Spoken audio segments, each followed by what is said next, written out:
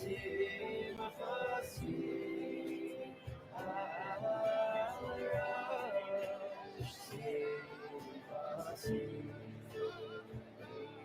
Meshkachim Himayala, Es Yerushalayim, Es Yerushalayim, Al Rosh Simchasi, Al Rosh Simchasi.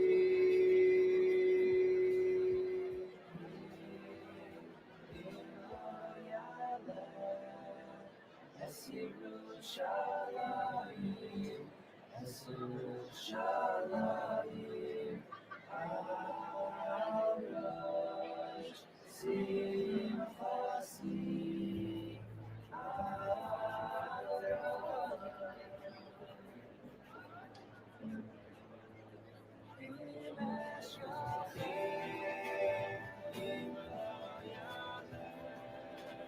Es Yerushalayim, Es Yerushalayim, Al Rosh Simchasi, Al Rosh Simchasi.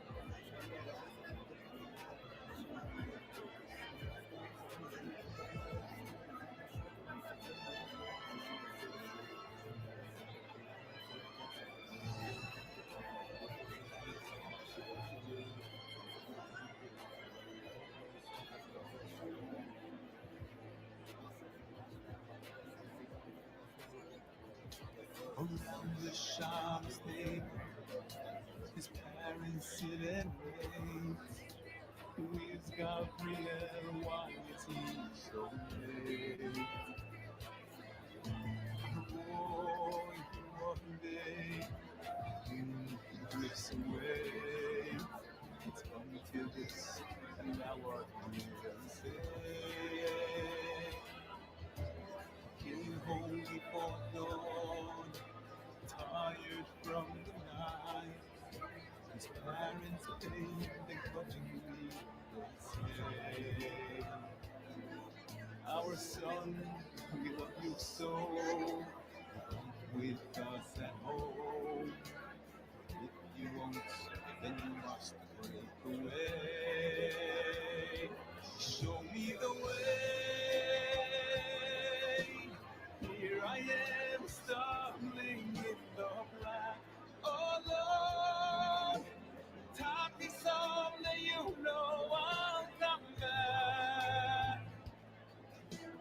Lead me, Father, be the one to light my way. Show me the way. Show me the way.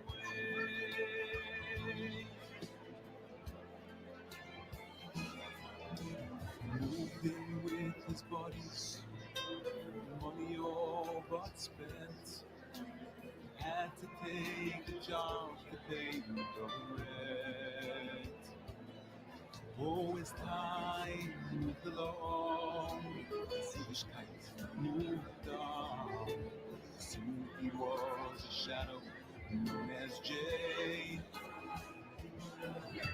The friends met in the morning. Let's go party, have a blast. Live today as if it were our last.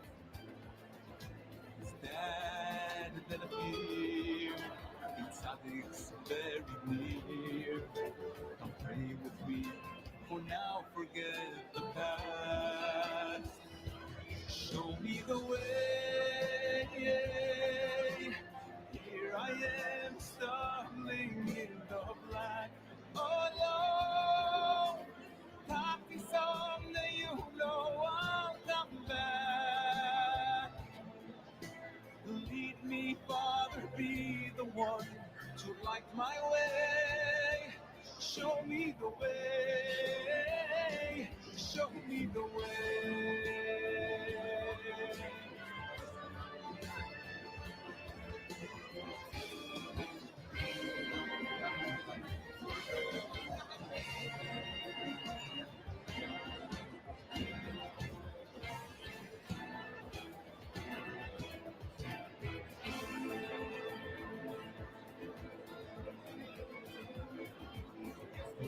From the kever made his way to the dark and holy cave.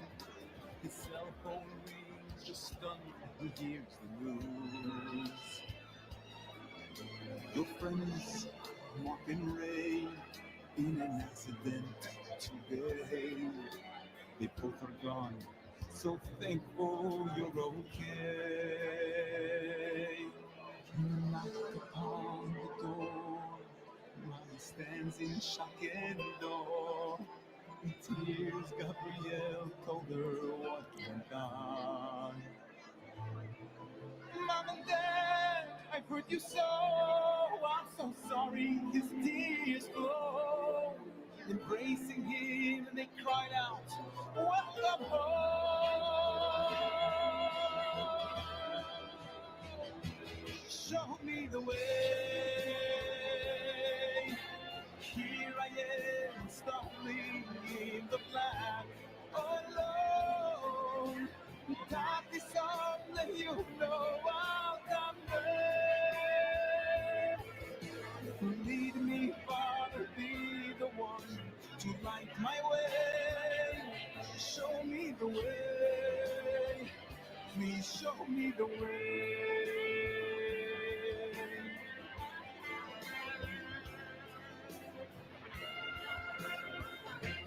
Then came the day, beside his bride, Gabrielle, dressed in black as well. Cousin and his collar, smiling back. Raised his eyes and whispered, Father, on this day, you showed me the way. You showed me the way.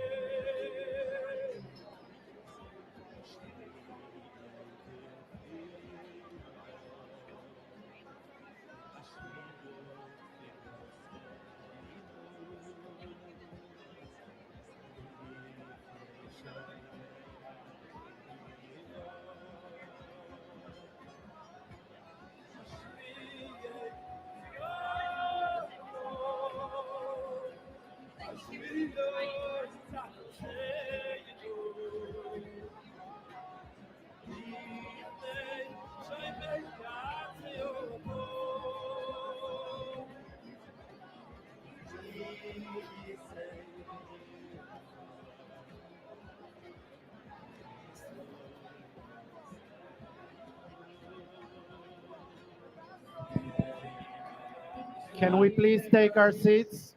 We're about to begin. Please take our seats.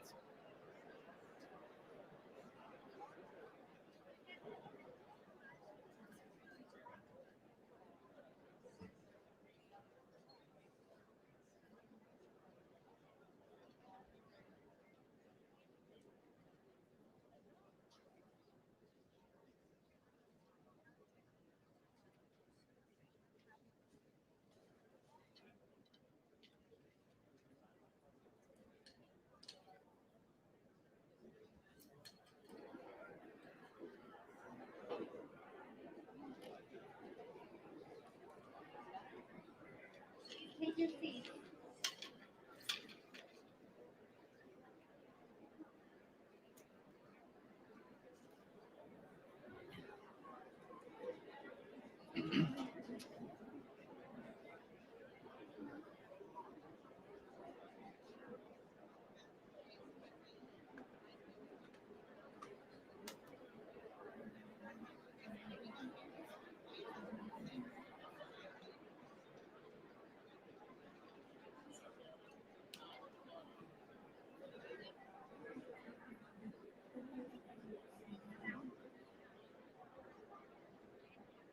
Good evening. We invite you to find your seats so we can begin our program.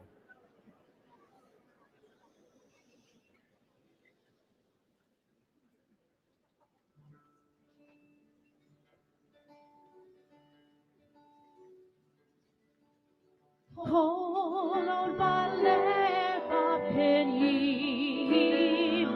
nefesh Yehudi holia.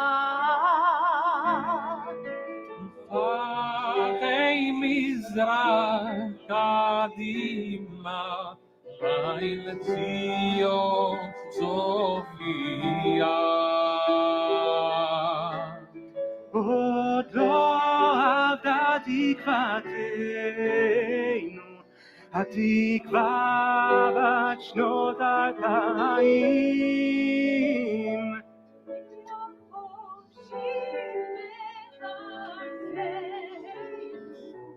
Eretz Zion, Yerushalayim.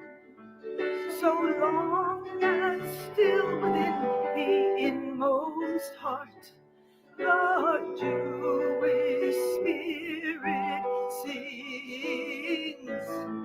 So long as the idols speak His word, we sing at Zion. Our hope is not lost, our hope is not lost, the hope of 2,000 years.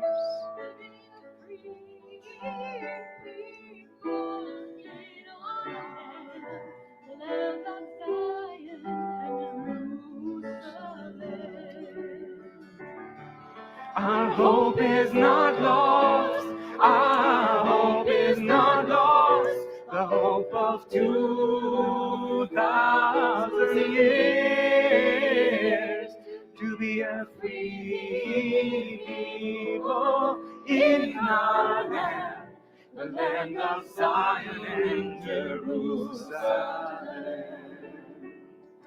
The land of Zion and Jerusalem.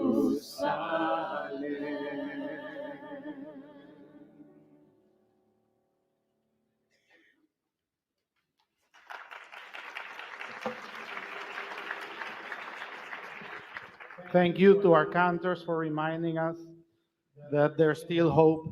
And Shana Tova to everyone. I'm Ariel Bentala, the immediate past chair of Greater Miami Jewish Federation. Thank you for being here with us tonight to mark the 1-year anniversary of October 7, the deadliest day for Jews since the Holocaust. And to begin our program, we're going to start with a minute of silence, and I'm going to ask you all to please stand up.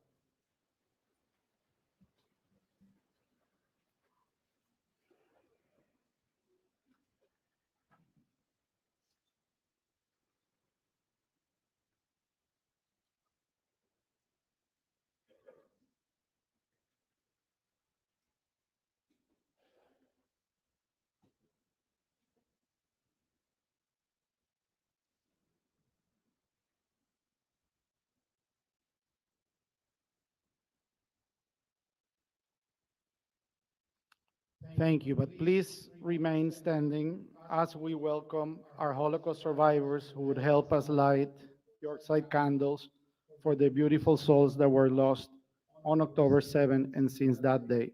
Please welcome Agnes Borhegi, Marcel Fackler, Alan Hall, Vera Karliner, Miriam Klein, Judy Rodan, Laszlo Selly, and David Schachter to the podium.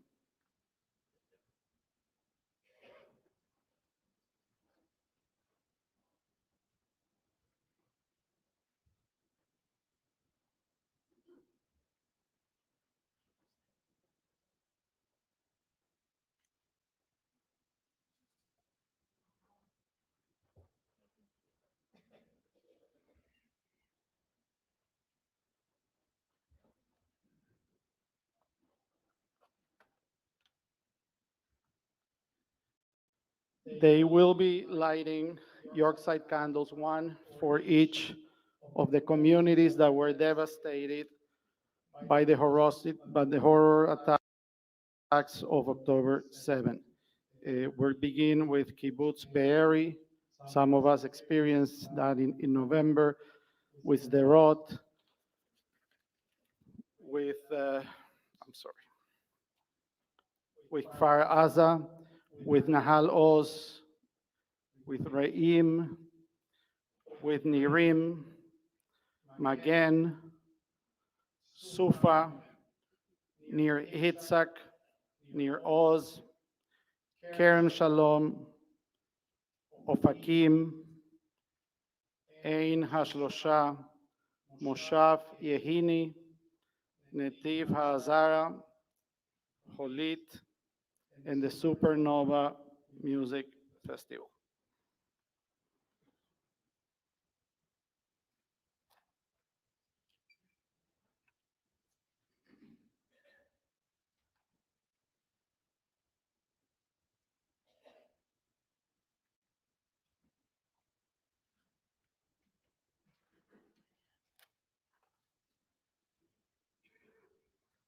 You can all be seated as we light the candles. Thank you.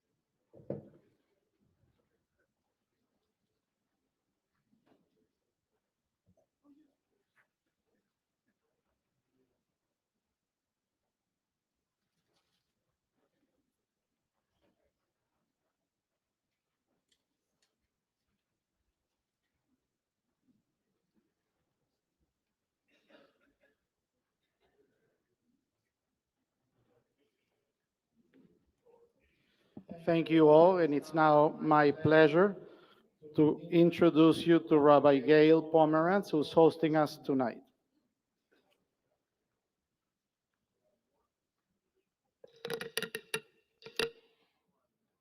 We come here this evening to mark one horrific year since October 7th, a day that forever changed Israel and left its mark indelibly in our hearts and minds.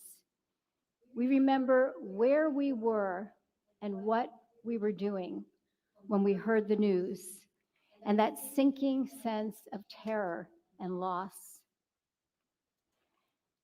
It all took place on what was meant to be one of the most joyful days in the Jewish calendar. 1 year of horror, uncertainty, grief, and pain. A year for many of us in which everything was colored by what was lost to us. Too many Israeli lives, too many hostages still missing, too many families displaced, too many rockets and missiles still flying, and rising waves of anti-Semitism here and all around the world.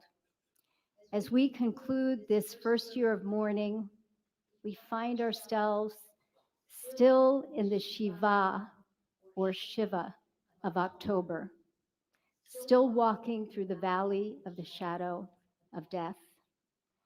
Tonight we bear witness, we remember, and we mourn.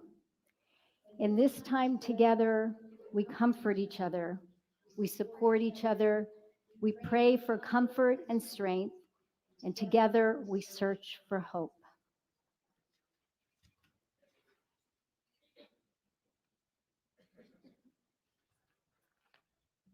Thank you for those inspiring words, and we're so blessed to have so many community rabbis who provide a great spiritual guidance to all of us in these trying times.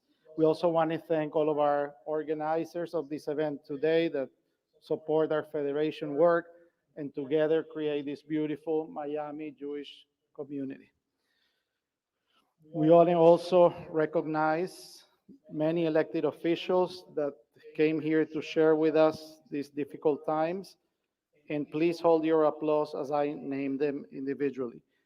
U.S. Senator Rick Scott, State Senator Alexis Calatayud, State Senator Shevrin Jones, State Representative Fabian Basabe, State Representative Christopher Benjamin, State Representative Kevin Chamblis, State Representative Vicky Lopez, State Representative Mike Redondo, State Representative David Silvers, Miami-Dade County Mayor Daniela Levin Cava, Hialeah Mayor Steve Bovo, Miami Beach Mayor Stephen Biner, Sunny Isles Beach Mayor Larissa Svekin, Key Biscayne Mayor Joe Rasco, North Bay Village Mayor Brent Latham, Miami-Dade County Commissioner Rene Garcia, Miami-Dade County Commissioner Mickey Steinberg, Miami Beach Vice Mayor Alex Fernandez, Miami Beach Commissioner Tanya Bat, Miami Beach Commissioner Laura Dominguez, Miami Beach Commissioner Kristen Rosen Gonzalez,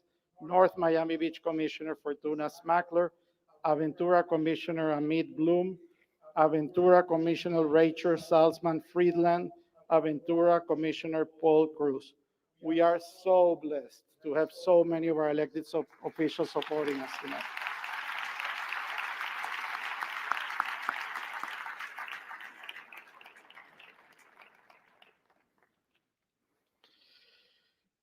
So today, we thank all of you for standing strong with Israel, standing strong with all of those people that we lost.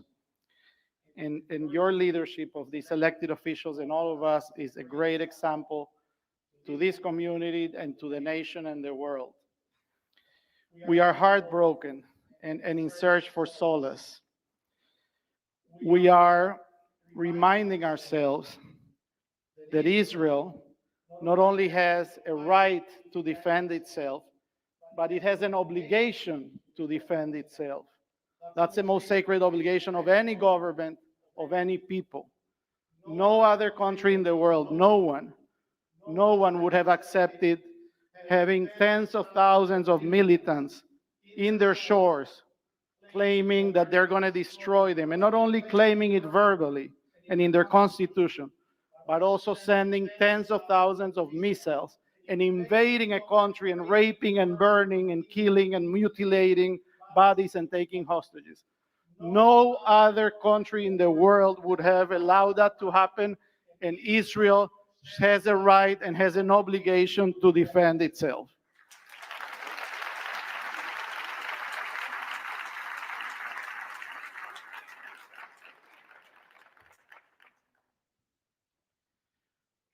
We must ensure with this remembrance and with everything that we do that never again is a reality. But it's not only about avoiding a destruction like so many people for so many centuries have attempted, but it's also about teaching the young members of our community that there's hope, that there's life, that there's a purpose in being a light into the nations. And as we commemorate today, and many call us the chosen people, we are really a people with no choice. No choice but to defend ourselves, no choice but to go after our enemies that keep on raining rockets in our cities 1 year after attacking us in the first place and keep on holding over 100 hostages. Make no mistake, these people don't want freedom, they don't want prosperity, they're not arguing about borders, they're not arguing about values and about economics. They don't care about any of this. All that they care about is to destroy us. The border that they're looking for is no Israel and no Jews.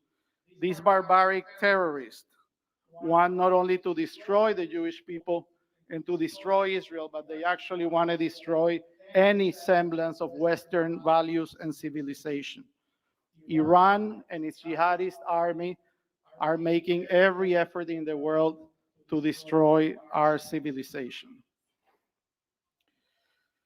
And in the midst of all of these horrors and attacks and lost lives and lost promises, we have found an amazing resilience. We have found so many acts of heroism, of togetherness, of uniting our communities, uniting ourselves in the holy work that we do, and that brings us amazing comfort. We are reminded that Am Israel High is not just a slogan. We are live, we're fighting, and not only fighting, again, we're building communities, we're prospering, we're bringing light into the nations, inventions, solutions, and we are trying to bring peace and prosperity everywhere where we belong. And while our brothers and sisters are fighting with their arms and their weapons in Israel, in the IDF, we here at home need to fight in a different way. Our terrorists, our enemies want to destroy our history, they want to destroy our values, they want to destroy our practices. So we must redouble our efforts to learn our history, to learn our Torah, and to continue making an effort to improve in our practice and to continue making an effort to bringing, again, the vision of light into the nations, a vision of peace, a vision of prosperity, a vision of freedom, not only for Israel, but for all of our neighbors and all around the world.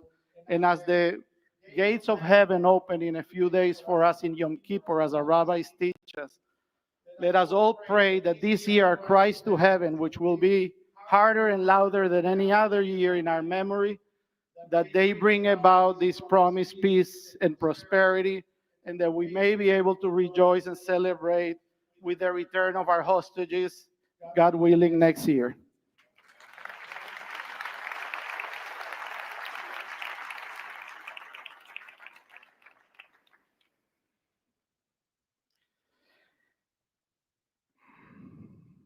And now I want to give a warm welcome to one of our staunchest supporters and advocates of Jewish Federation, the first female and the first Jewish mayor of Miami-Dade County. Please come to us.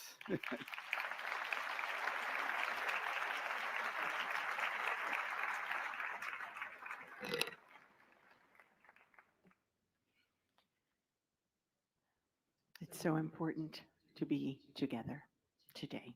Thank you. Prayer for the state of Israel.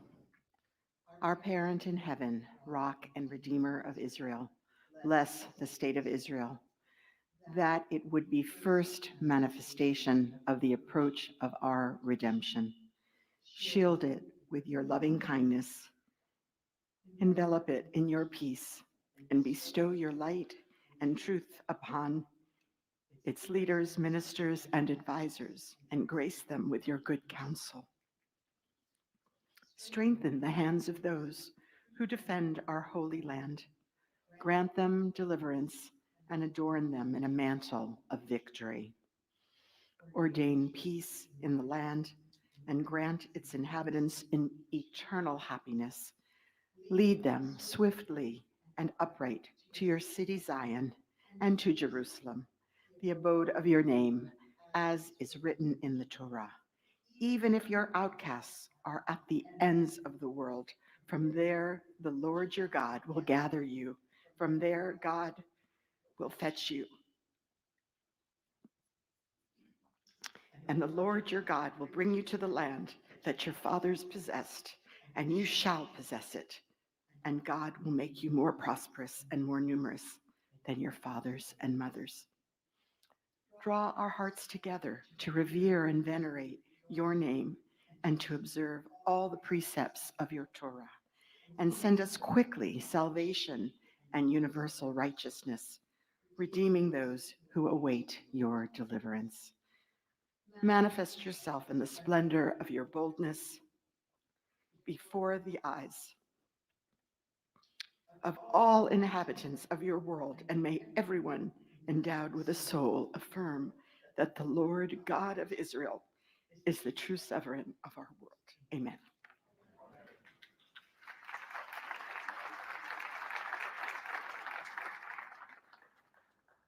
Thank you, Mayor Daniel Levin Cava, for your heartfelt blessing. Now, it is our pleasure to welcome another staunch supporter of Israel and a dear friend of our community and the Jewish people who has always stood with us. I want to welcome to the podium the City of Miami Beach Mayor Stephen Miner.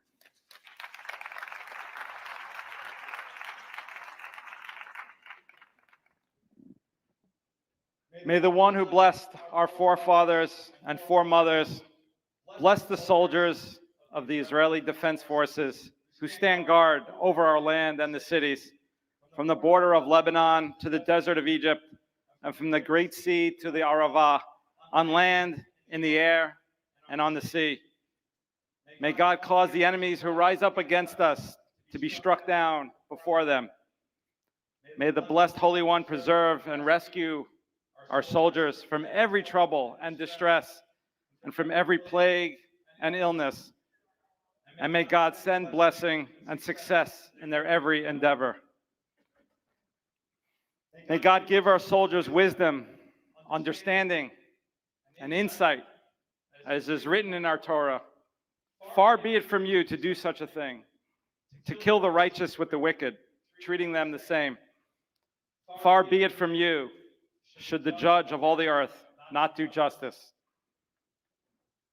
May God cause our enemies to submit before our soldiers and grant them salvation and crown them with victory. And may there be fulfilled for them the verse, for it is the Lord your God who goes with you to battle your enemies for you and to save you. And let us say, Amen. Am Yisrael Chai.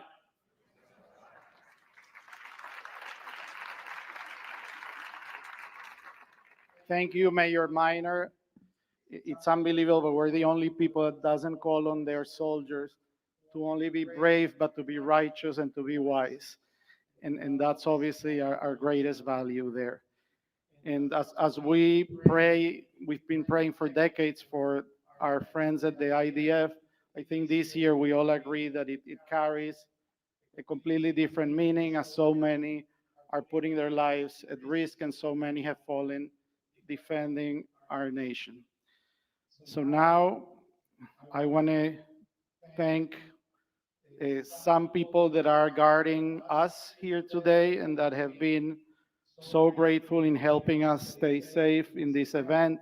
And after October 7, our police force and all of our police forces around the nation that have kept our community safe and continue to help us today in this event by bringing in Chief Wayne Jones of the Miami Beach Police.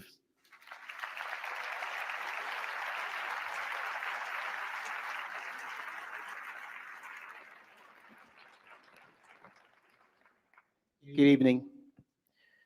This is a prayer for the people of Israel and hostages. Our Father in heaven, Shahana, source of life, rock, and redeemer of Israel, Strengthen and deliver all who stand on guard, protecting their homes, safeguard, and save them from trouble and distress. And bless their actions, hear their prayers and ours, and deliver them. Save those who are trapped in their homes, and grant them inner strength, faith, and hope. Bolster them these terrifying times. Send your mercy to the anxious, mothers and hurting fathers, and the children sitting in shelters. May it be your will to remember us, to take notice of us, to meet us with compassion, for we trust in you. Return all those kidnapped and safe and sound to their homes, without the spilling of innocent blood and without their souls becoming tarnished by horrific acts. Strengthen those who protect our holy land, soldiers and civilians alike. We pray nation shall not lift sword against nation, and they will not study war no more. Compassionate God, please arouse your mercy for us. May the voice be fulfilled. From the seed of peace, the vine shall produce its fruit. The land shall produce its yield, and the sky shall provide their moisture. I will bestow all these things upon you, and you shall be a blessing. Have no fear. And let us all say, Amen.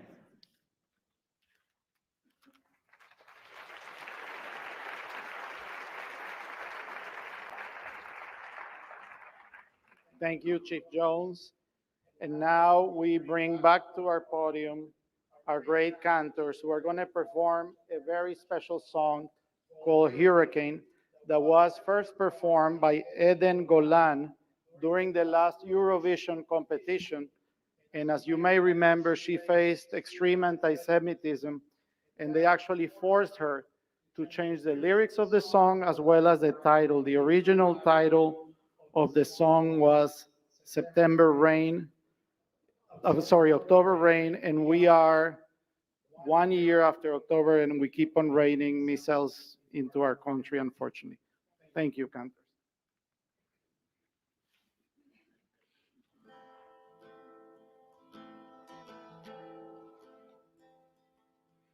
Writer of the history, stand with me, look into my eyes and see. People go away but never say goodbye. Someone stole the moon tonight, it took my life. Everything is black and white. Who's the fool who told you boys don't cry? Hours and hours and flowers. Life is no game, but it's ours. Why? The time goes by. Every day I'm losing my mind, holding on in this mysterious ride, dancing in the storm. We got nothing to hide. Take me home and leave the world behind.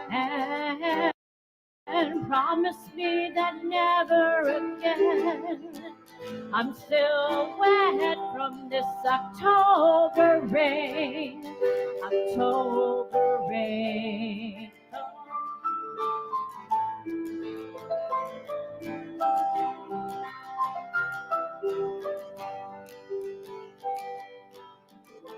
Living in a fantasy, ecstasy. Everything is meant to be. We shall pass, but love will never die. Hours and hours and flowers. Life is no game, but it's ours. Why? The time goes by. Every day I'm losing my mind, holding on in this mysterious ride, dancing in the storm. We got nothing to hide. Take me home and leave the world behind. And promise me that never again I'm still wet from this October rain. October rain. Oh, oh, oh,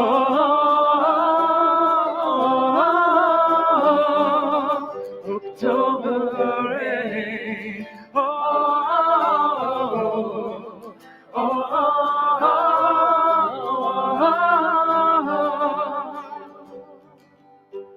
לא נשאר אוויר לנשום, אין מקום, אין אותי מיום ליום, כולם ילדים טובים אחד אחד.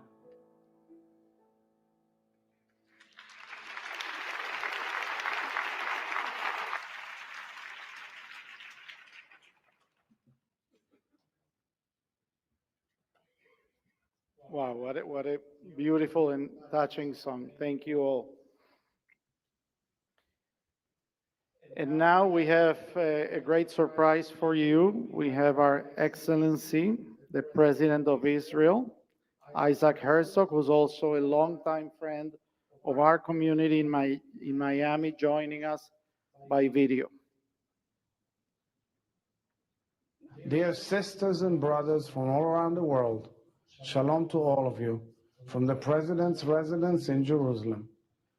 Today marks a full year since the earth shook, since the worst of human brutality and hatred ripped apart our sense of safety and changed our world forever. A year since our women, our children, our old people were hunted down in their beds, burned to death, beheaded, raped, and shot. A year since the gathering of our beautiful young people turned into a scene of carnage, torture, and death. A year since hundreds of our people were brutally dragged into captivity, dead and alive. And we must be honest, here, now, when the passage of time should be able to offer comfort and some sense of closure, the earth shakes still.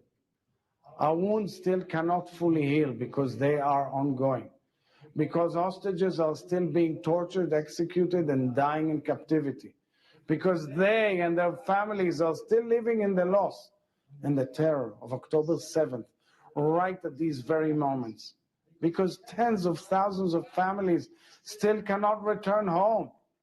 In many senses, we're all still living the aftermath of October 7th.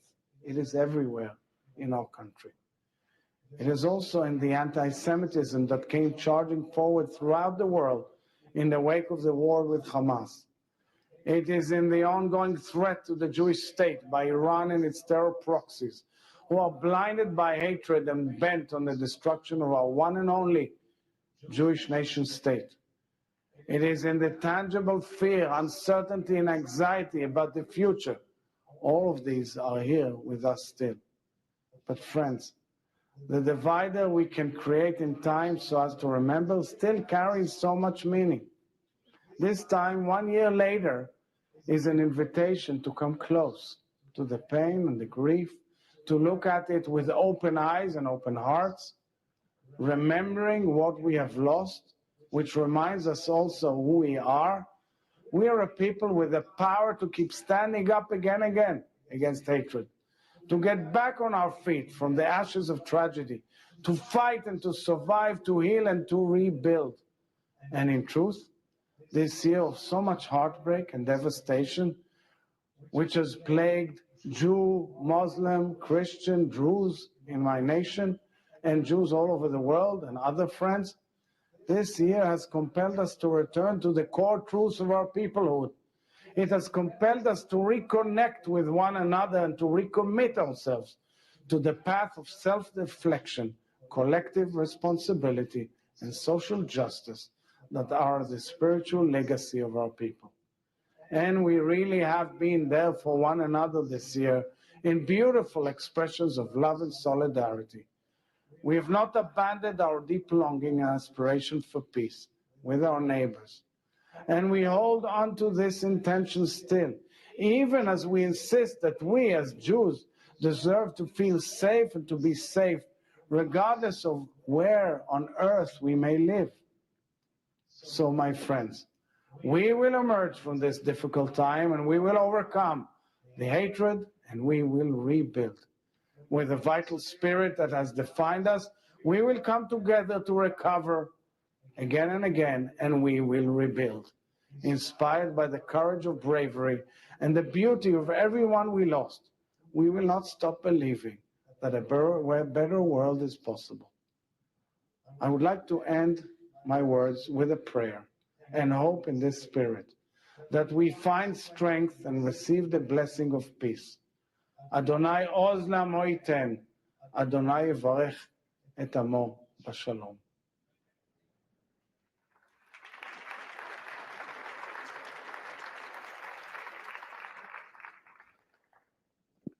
We stand with the people of Israel and we repeat again, Adonai עוז לעמו ייתן, Adonai יברך את עמו בשלום.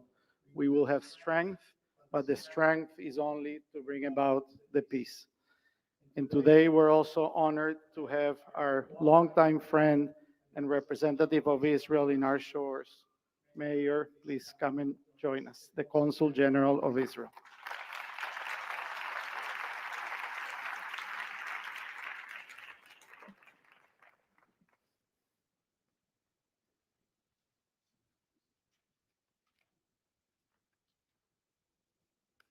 Bear with me 1 second.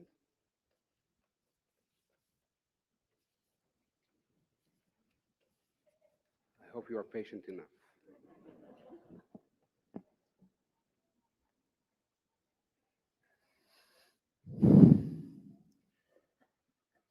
Distinguished guests, community leaders, friends, and really from the bottom of my heart, all of you here are family. Never did we think we would relive the atrocity of our ancestors endured for centuries.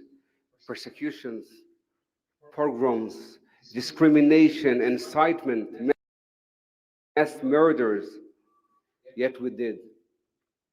1 year ago, on that dreadful day that will forever be etched in our hearts and minds and in human history, we stood in shock as 1,181 of our brothers and sisters, literally our brothers and sisters, were brutally murdered, raped, maimed, mutilated, kidnapped, just like years back in an unprovoked and brutal terror attack. Evil pierced the heart of our community, our nation, and the Jewish people worldwide. We've been swept by emotions, agony, fear, rage, despair, and this pain that never will subside. Today, we honor those lives, their dreams, aspirations, legacies, but we also have to pay tribute to the survivors who are now left with the task to rebuild our homeland, and to all those who fight, and many of them have sacrificed their lives, so this day can never be repeated. Never did we think we would face the deep and painful persistence of anti-Semitism and double standards from media, social platforms, universities, international institutions, government, yet we do.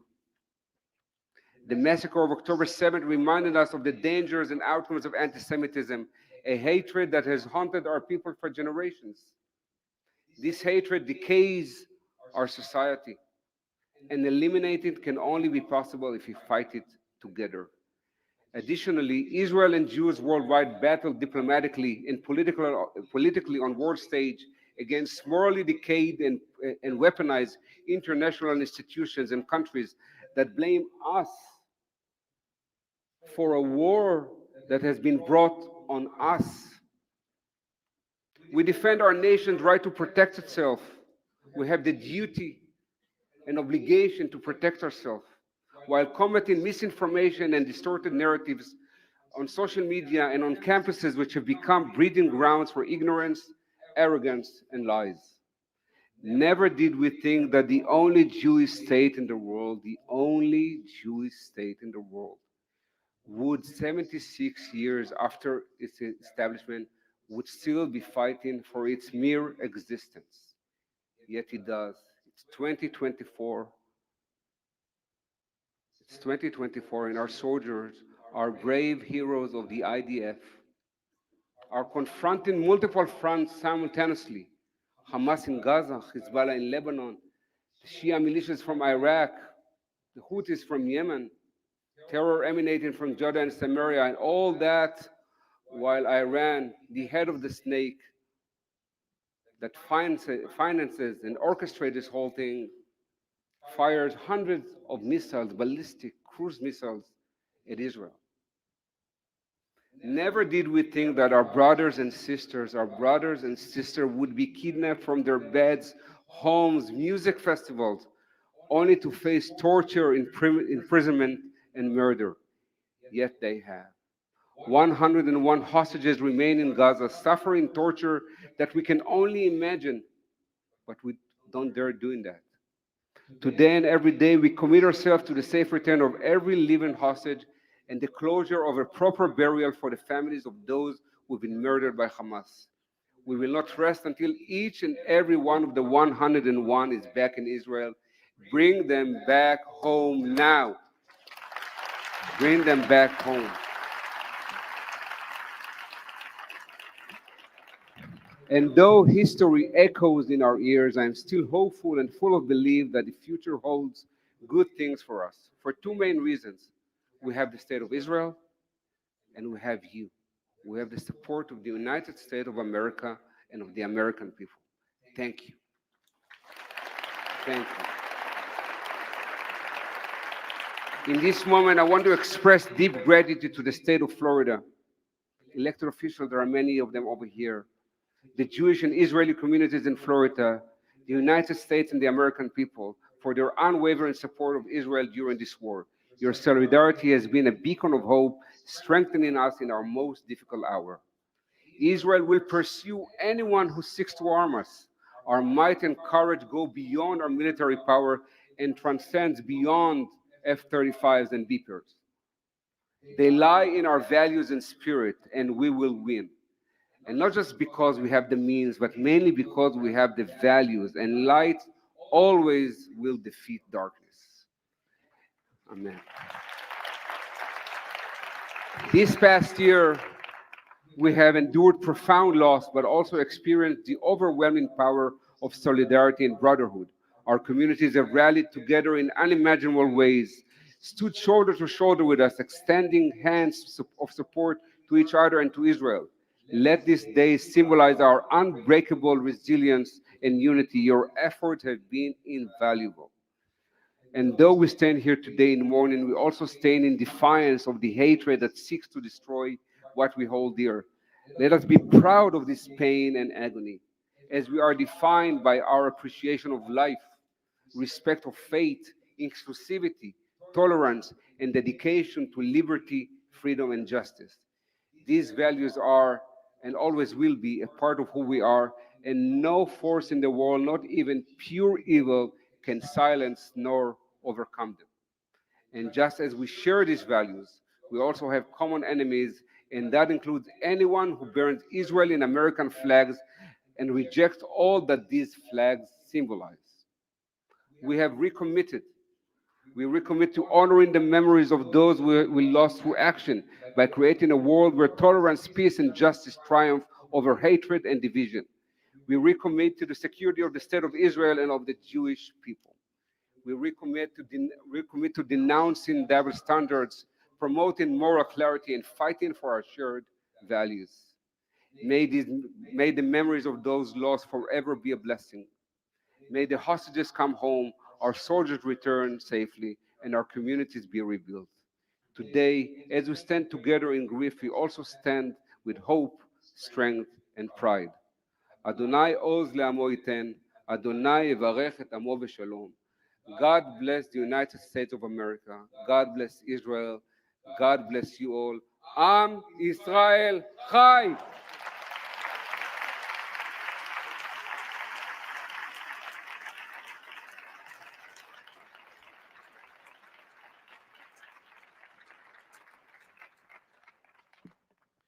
Thank you, Mayor.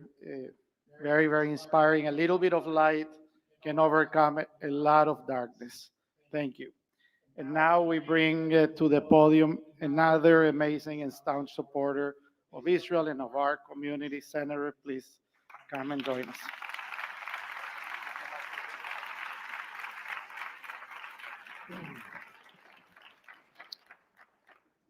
Well, first off, it's a real honor to be here tonight, represent the great state of Florida, the U.S. Senate, and the United States of America. I think none of us could imagine, and all of us knew where we were now on October 7th. We can remember that. It's a pretty solemn day, how we're going to remember it. So growing up as Christians, my wife and I took our daughters to Auschwitz and Birkenau because I believe history will repeat itself if we don't educate everybody about what happened.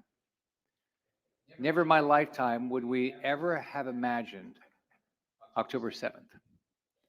Ann and I were in DC with two of our grandsons, 10 and 12 years old, and so we spent that weekend educating them about anti-Semitism, about the importance of Israel, and the importance of the United States standing up for our great ally, Israel.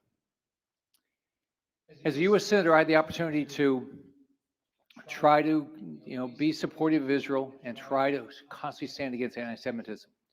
Immediately after October 7th, I watched what happened with Ukraine, where people forgot what was going on. They forgot that people were dying. They forgot that babies were starving to death. They forgot that there was a war. That can never happen with this.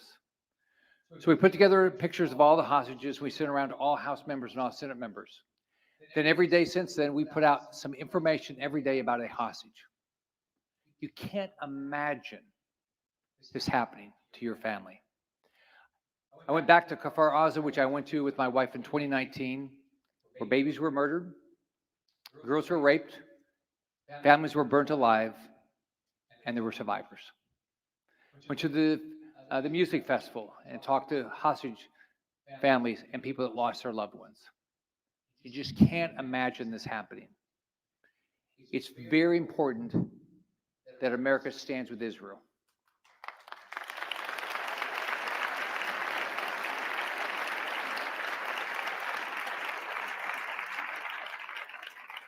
It's very important that every one of us stand against anti-Semitism.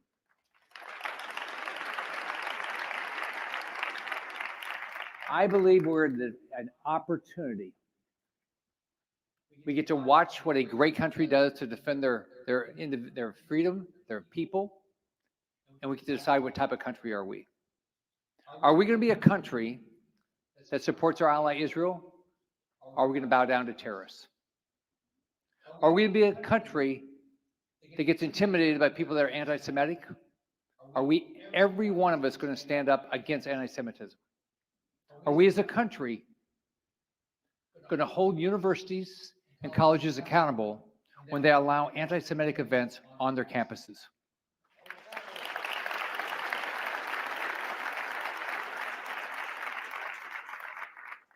Are we as a country going to watch Hamas supporters put up Palestinian flags next to the Capitol and desecrate our monuments and say nothing? We're not.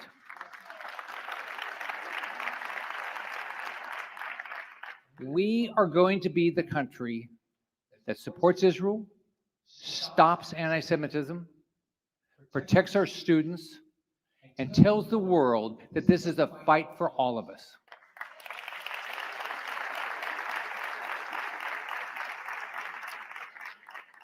I look forward to the day that all of our hostages come home alive. Every IDF member can go back to their families. And Iran is not causing menace all over the world.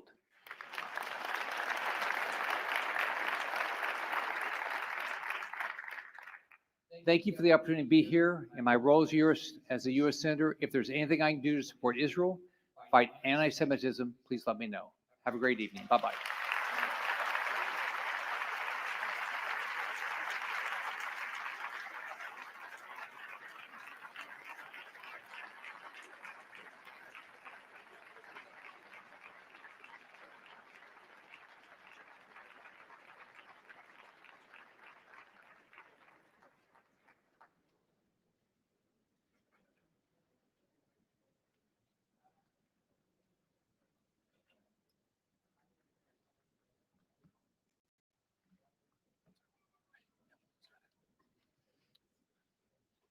Early in the morning.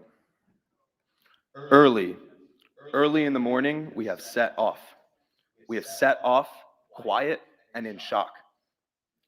The remains of the storm were everywhere, like large shadows, like silent witnesses. Early in the morning, we have set off. Words we didn't say hit us in silence. The remains of the storm were everywhere. We knew a long road was still ahead of us. Later, the sun rose in front of our tired eyes and lit in a new light the coldness and loneliness.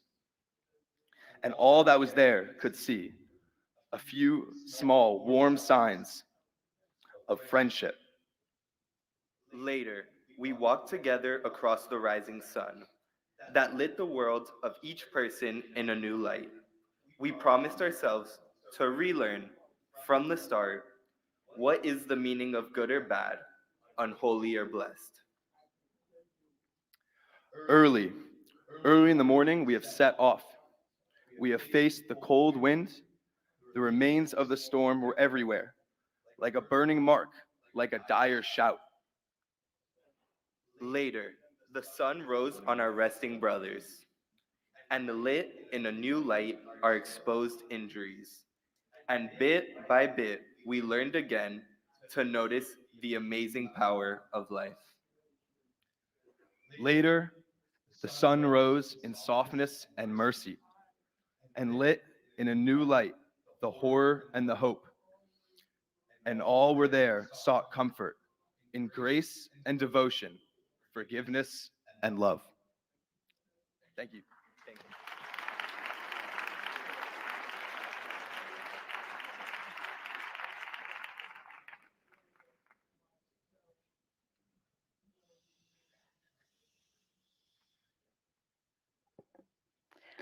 There's an image that I saw and have seen every day of this year. It's an image that I saw at Kibbutz Be'eri of a fallen yellow tricycle in the dirt. When I went to visit after October 7th, it has stayed with me.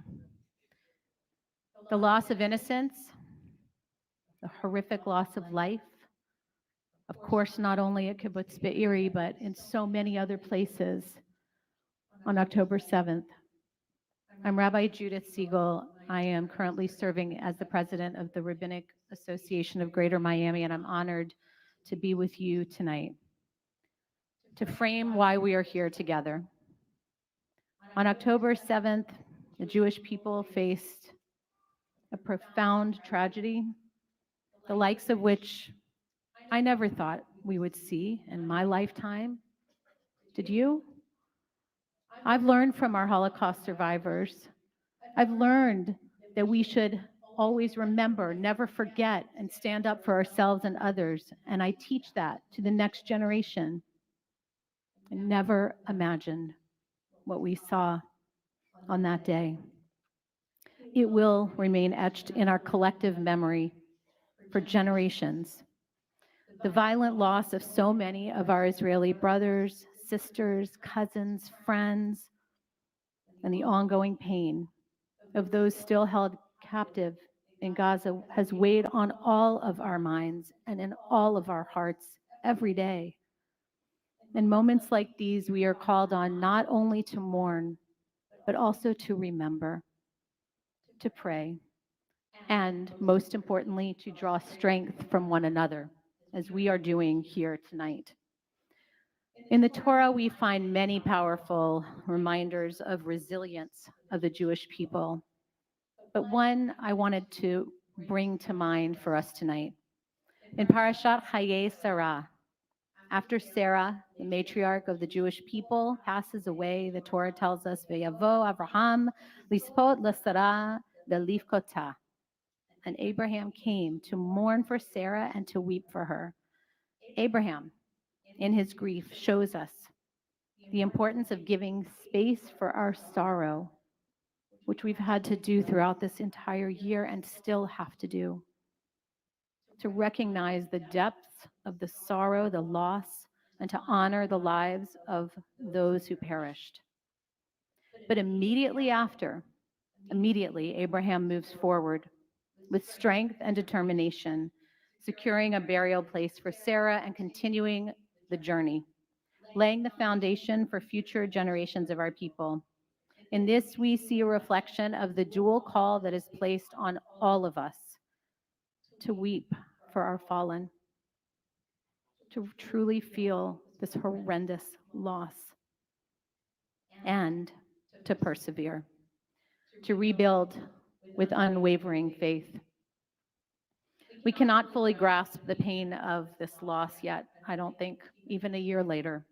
But as we remember them, we hold them close to our hearts, and we turn our prayers toward those 101 hostages still held captive, praying for their swift and safe return to their families.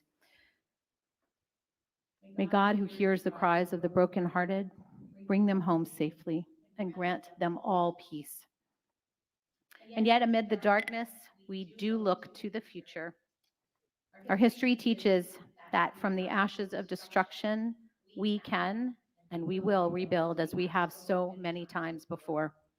The Jewish people have always been a people of resilience, and we have endured, survived, and thrived, not because we're immune to suffering, but because we have faith, we have hope, and our unity is our strength. Here in Miami, as we gather to mark this tragic day, let us be reminded of the unbreakable bond that we all share that brings us together. We honor the memory of those we have lost and pray as we stand and sit together as one, united in hope for the future. Our strength lies not just in our individual resolve, but in the power of this community that we are all a part of and we have all stepped forward to be present in, to lift one another up in these difficult and dark days.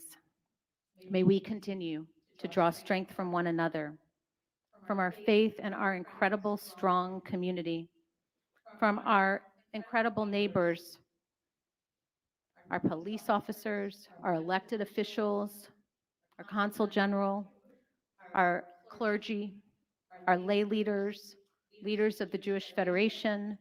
Thank you all, each one of you, leaders of all the different Jewish organizations and synagogues that are all here tonight and joining us online, and who continue to stand up strong for Israel and for one another to build a better, safer, more peaceful future for us all.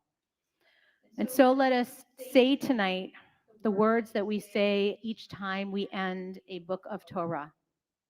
Each time we say the three words that most of you do know: Chazak, Chazak, Venit Chazek. May we be strong for ourselves, may we be strong for Israel, and may we all strengthen one another. Thank you.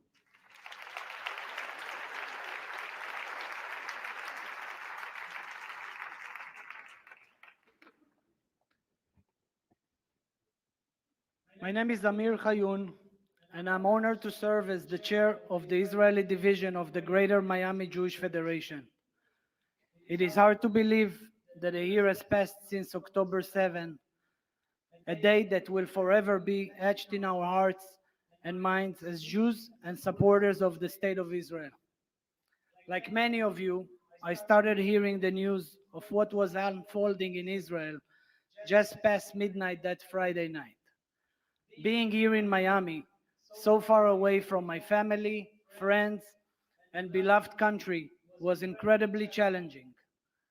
I felt a deep sense of helplessness and an overwhelming desire to help. The Greater Miami Jewish Federation responded immediately by organizing a solidarity rally that saw over 3,000 members of our community come together in support of Israel. We also launched an emergency campaign that to date has raised over $30 million to support our brothers and sisters in Israel and help rebuild. Our Israeli division mobilized quickly to support displaced Israelis who came to Miami for a short period. Our members immediately set up a relief center and began planning and began implementing strategies to assist these families, from creating an intake form and having one-on-one conversations, listening to the harrowing experiences many endured, and connecting them with essential needs. Together, we did our part. Our hearts with the many Israelis who lost loved ones on October 7. While we cannot bring back those who were tragically taken from us, we can help ease some of the pain and let our Israeli siblings know that we are here for them, ready to provide shelter, clothing, food, mental health counseling, and simply a listening ear. We want to hear the stories of of the lost family members, honor who they were, and help keep their memories alive. Recently, Adi Salma Levy and Ziv Levy joined us here in Miami to share their story. Their sister, Livnat Kutz, was 49 years old and lived in Kfar Aza with her husband, Aviv, and their three teenage children, Rotem, Yonatan, and Iftach, Zichronam Livracha. The Kutz family was murdered on October 7. We are here to listen as Ziv tells us about their sister, Livnat. Adi and Ziv, we know how incredibly difficult it is, and we thank you for your courage in being here with us today.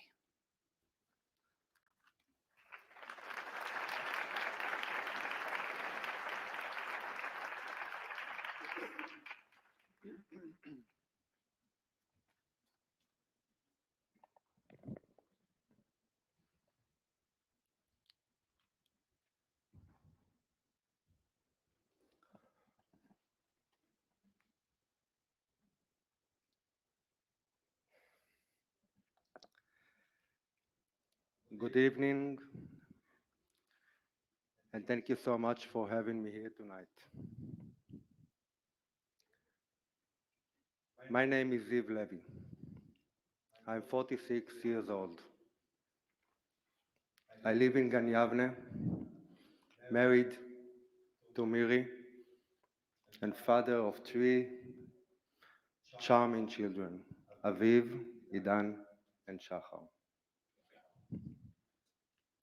On October 7th, we woke up, like most of the people in Israel, to the sound of alarms. It was a strange way to celebrate my birthday. A birthday I was supposed to celebrate with my family at Kibbutz Kfar Aza, a place where my sister Livnat and her family were from. A birthday celebration combined with a traditional event of flying kites.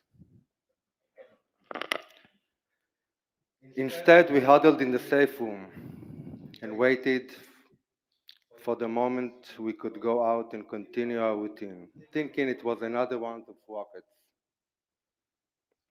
We realized we were warned when we heard nothing from Livnat, her husband Aviv,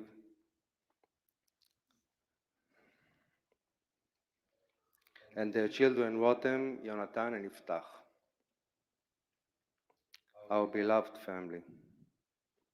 And as the hour passed and the news about what was happening began to flow, the worry turned into fear. Fear of the worst of all. For 9 days, we lived between hope and despair, between anger and frustration. We looked for a thread of news everywhere possible, in hospital, in the center for the missing, with friend and neighbor, even with soldiers who fought in the kibbutz. After 9 days came the bitter news. Livnat, Aviv, Rotem, Yonatan, and Iftach, the Kutz family, were found shot in their house. They were found hugged. They were found hugged on the bed in the safe room when Aviv, father of the family, wrapped them and tried to protect them. In one moment, an entire family erased from the ground. This is my story about the October 7th, but with your permission, I did not come to tell you how my sister and her family died, but how they lived. And although it was not easy to leave Israel these days, it was important for me to come all the way here to share with you the story of my sister and her family, and to make sure that their life works will continue forever. My story begins with my parents, who did Aliyah from Morocco in 1956. Met, fell in love, got married, worked hard, and gave birth to 4 children. My older brother Asher, Livnat, myself, and my little sister Adi, who is here with me. Livnat forged her own path. When she was younger, she struggled a bit at school. Those were the days when the education system did not know how to deal with children who had difficulties. But Livnat did not give up. And after the army, she went to study graphic design. And only then did she learn that she had dyslexia. Once she knew what the roadblock had been and had the tools to assist with it, she really blossomed. And 3 years ago, she even got BA in education. Livnat met her husband Aviv when they worked together in Tel Aviv. Aviv always said that he told her at the very beginning that she would be his wife. He was originally from Kfar Aza, a beautiful kibbutz in the western Negev, a place that its people defined as 90% heaven and 10% hell. Aviv was a man of spirit and work, a family man, and a warm, loving, and caring father, a soul that walked among humanity and wanted to create good in the world. He worked as the VP of the semiconductor division at Aviv Company, while in his spare time, he was free to create and craft. He welded, created spectacular sculptures, photographed with great sensitivity and talent, and every year initiated and founded the annual Kite Festival in Kibbutz Kfar Aza, to which he gathered the entire community for one special day in which kites are flown into the sky as a sign of hope and peace. The Afifoniada, the Kite Festival, was supposed to take place on Saturday, Simchat Torah, October 7, 2023. After Aviv and Livnat got married, they lived in Boston and New Mexico as part of Aviv's works. And after several years, they decided to return to Israel, build their home, and expand their family in the kibbutz. Rotem, 18 and a half years old, the eldest daughter, served as the commander of recruits at the training base at Bat Sheva, and took care of toddlers and children in Kfar Aza with a lot of devotion and love. In her creative way, she sewed, baked, and dreamed of traveling all over the world. She always had a smile on her face. Jonathan, 16 years old, was an outstanding basketball player in the youth team of Hapoel Tel Aviv. He studied at the Kfar HaYarok boarding school in order to fulfill his dream and play professionally. He had a unique sensitivity, roaring laughter, and endless joy. And Iftach, 14 years old, the youngest, only started his career in Hapoel Tel Aviv youth basketball team last September and aspired to follow in his brother's footsteps at Kfar Yarok boarding school. A smart and shy boy with a constant smile in his face, created in his humble way a joy of life among all those around him.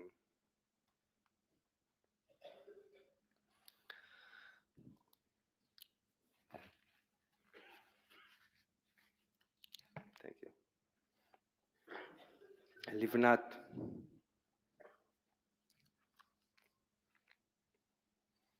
mother, wife, friend, and partner in the dreams of many, many people from all over the country and the world. Who had the initiative ability to sense the needs of those around her and to take extreme creativity for doing good. 10 years ago, she worked in a dream job at Intel as a graphic designer. And following Operation Tzuk Eitan, in which they were forced to leave their home in Kfar Aza, she took upon herself the care regarding the early childhood. The early childhood education system of the community, since her children did not go to the school for more than a month. In her new position, she was exposed to the strength and release of distress and trauma through creation and craft that exists within children.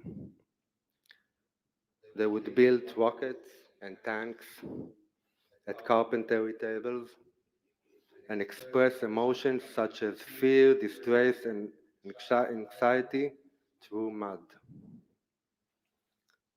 With a return to routine at the end of the operation, Livnat, with the strong support of the family and the community, decided to fulfill her dream and do something more meaningful with her time, building a home that would give girls and boys an hour of crafting in the middle of school day. It will be based on ancient and simple skills such as sewing, pottery, and carpentry. She called it Bet Melacha. Her workshop became a space for those kids who need a different way to learn and express themselves. Livnat created it so that others would not have to struggle like her, and so that they would have a safe space to express themselves. Livnat Workshop has become over the years a breathing space through working hands. In areas where the emergency routine accompanies the way of life, various meeting between children, youth, and adults through craft work created a space of experience that provides an anchor and refuge for self-expression to any person who desires it.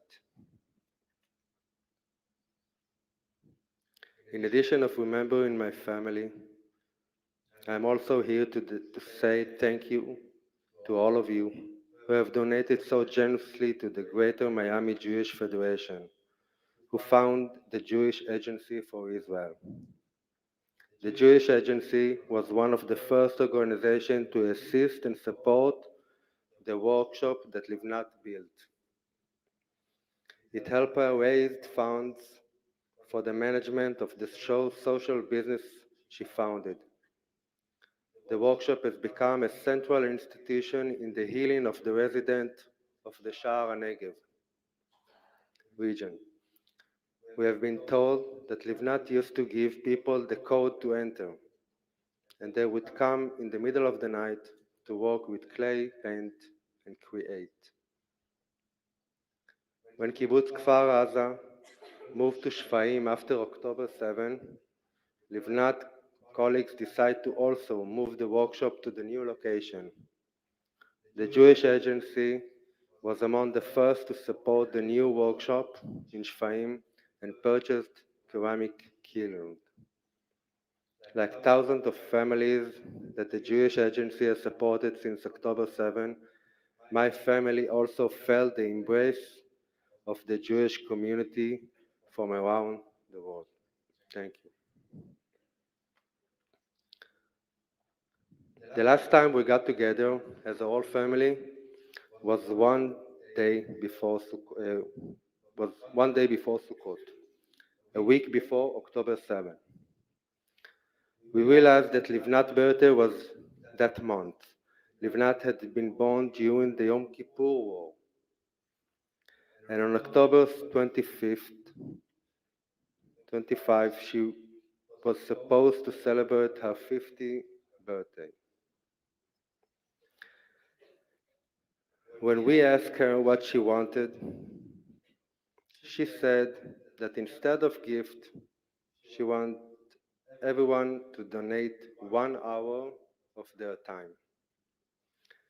During the Shiva, we decided to fulfill Livnat's wish.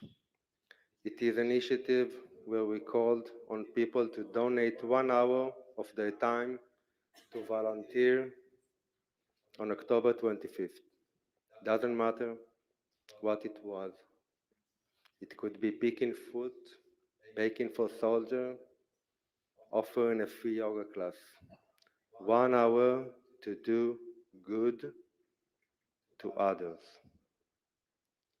Thousands of people participated from all over the world and helped us turn pain into hope and darkness into light. We are hoping to do it again this year, and my hope is that everyone takes some time to do some good for somebody else. That they take an hour and dedicate it to Livnat and bring good to the world. In the last year, we are constantly looking for ways to continue their life works. One of the many initiatives we choose to take is to renovate the basketball hall where the boys practice in the Kfar HaYarok. We hope that the hall after the renovation will be named after the family and will be a suitable place for training, tournaments, and meeting of the family with the community of which the boys were a part of. Another initiative that my sister Adi leads is Knafayim Shel Buba, Livnat Wings, Wings of Hope. In July 2023, Livnat and the community of Kfar Aza created an art exhibit shaped of wings, made from toys that are a symbol of sustainability and creation values, and preserve value of partnership and resilience. In their memory, we ask community in Israel and around the world to build the art installation in a way that we can unite the pieces of toys for optimism, strength, and flight for everyone who needs it. So far, hundreds of wings were established throughout Israel and around the world in order to continue the unique path of the Kutz family. In retrospect, the winds in the kibbutz symbolize the family of Kutz. Livnat Aviv, Rotem, Yonatan and Iftach, a happy family, in which everyone lit their path with a different color and tone, and their life and death, they were not separated. In one moment, they disappeared from our world, but their soul and spirit will never disappear from our hearts. When people ask me how I'm doing, I'm always at a loss as how to answer, because the pain cannot really be healed. You cannot really be okay. We have a hole, 5 holes, that will never heal. And how can you really lose an entire family? The only way is to continue their path in basketball games, in creation, in action, but mostly in the good they left behind, which we try to continue to spread, and this is what gives us the strength. Thank you.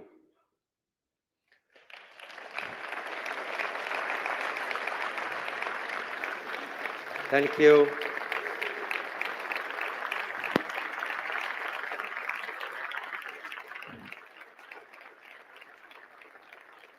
Thank you for inviting me here this evening. And thank you for letting me share Livnat and her family story with you. I feel that this is my responsibility to stand here before you and tell their story. It is important for me to talk about how they lived and to keep their legacy alive. Thank you for the incredible support that you have been sending to Israel. We feel it and really appreciate it. Please keep sharing the stories of October 7, the story of the innocent people of Israel, the story of 101 kidnapped men and women and children. We must bring them back home now.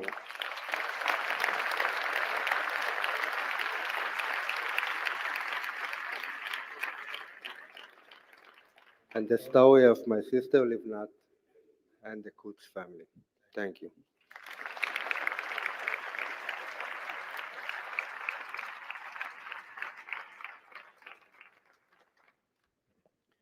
Thank you so much for your courage, and may you be comforted among the mourners of Zion.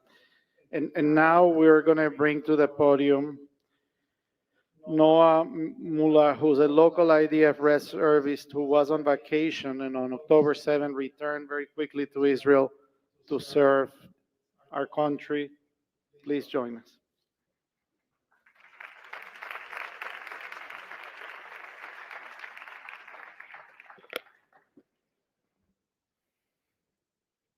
We all know the words of the 23rd Psalm, read at thousands of Jewish funerals. גם כי אלך בגיא צל מוות, לא אירא רע, כי אתה עמדי. Even though I walk through the shadow of death, I will fear no evil, for you are with me. How many heroes feared no evil this year, even as they knew they were entering the shadow of death in the battles that raged? We willingly came to the call to serve the state of Israel and our people. We honor those heroes today. ומי כי עמך ישראל, גוי אחד בארץ. Who is like you, nation Israel, your nation Israel? unique among the peoples of the world. We share with you one story of many thousands. Yossi Hershkovitz, the principal of Ort Pelech High School for boys in Jerusalem. He lived in Gvaot in Gush Etzion. He survived by his wife Hadass, 5 children, Be'eri, Halel, Tal, Shira, and Neta, his parents Yaakov and Ruchama, and his siblings. Yossi made an indelible impact on thousands of North American Jews as well. Hershkovitz and his wife, Hadass, taught at SAR Academy in Riverdale, New York from 2012 to 2016. He was a man of strong ideals and Torah principles, living out his beliefs both in and out of the classroom, said Principal Rabbi Benjamin Krause. He truly embodied the spirit that we are one people and devoted his life to educating the next generation. While fighting in Gaza, just days before his death, he wrote a letter to his parents.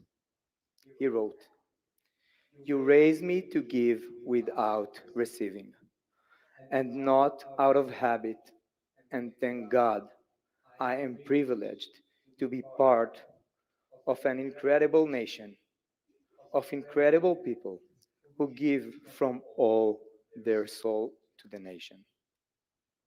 How much slander was said about this nation over the past year, and how much was it all a lie? We are all here fighting, shoulder to shoulder, as one people with one heart. At the funeral, his daughter Hallel spoke. When I was in school, they told me that my dad was coming to visit. I ran and cried from excitement, but it turned out to be a mistake. I think that I understood even then that you were not coming back. Sergeant Major Yossi Hershkovitz, 44, was killed in a battle in northern Gaza on November 10th. He died with his 4 comrades of the 551 Brigade, 697 Battalion. They were killed by a blast from a booby-trapped tunnel shaft next to a mosque in Beth Hanun area. However, his spirit lives on in Am Israel in a special tune he wrote to the 23rd Psalm. Some of you might remember Colonel Golan Vach, his commanding officer. Vach led the search and rescue unit here in Miami following the Surfside tragedy. Golan spoke to the Hershkovitz family when they were mourning. It was total darkness in Gaza. Suddenly, I hear him humming. "Yossi, is that you?" "Yes." I asked him what he was humming and how, and he replied it was a song, a nigun, that he used to sing to himself. Vach related, "This was a very special moment when we were sitting there. It was total darkness, and he was sitting next to me and singing me a song. He sang it once, and I asked him to sing it again." Vach added, "I was sitting there by myself amidst all this death around me, and what most upset me was that I couldn't remember the song that carried his spirit until the funeral. Then I remembered. Now we will share with you, and you will remember it, and the life and spirit of Yossi. Yehi zichro baruch. May his memory be a blessing."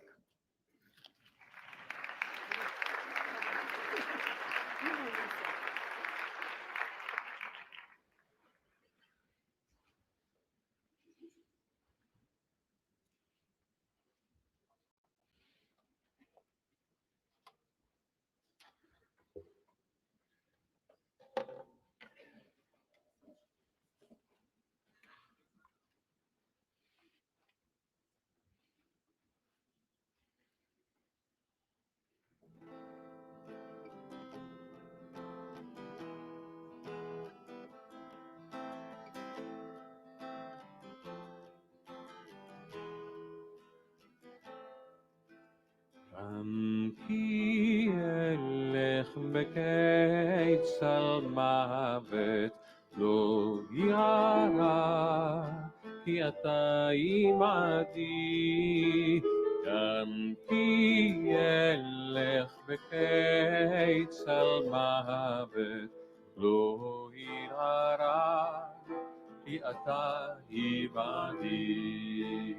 גם כי אלך בקיצר מוות לא ירא, כי אתה עמדי. גם כי אלך בקיצר מוות לא ירא, כי אתה עמדי.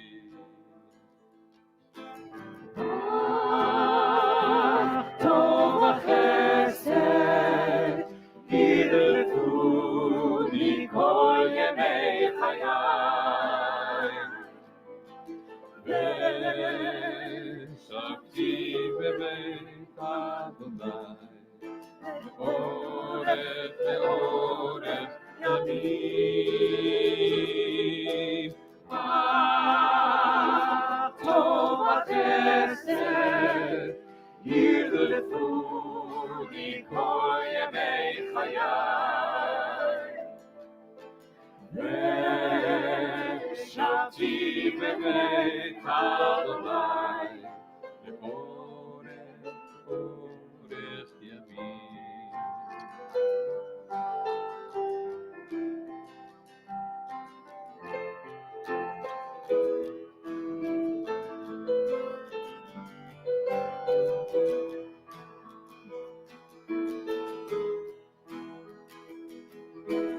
גם כי אלך בקיצר מוות לא ירא, כי אתה עמדי. גם כי אלך בקיצר מוות לא ירא, כי אתה עמדי.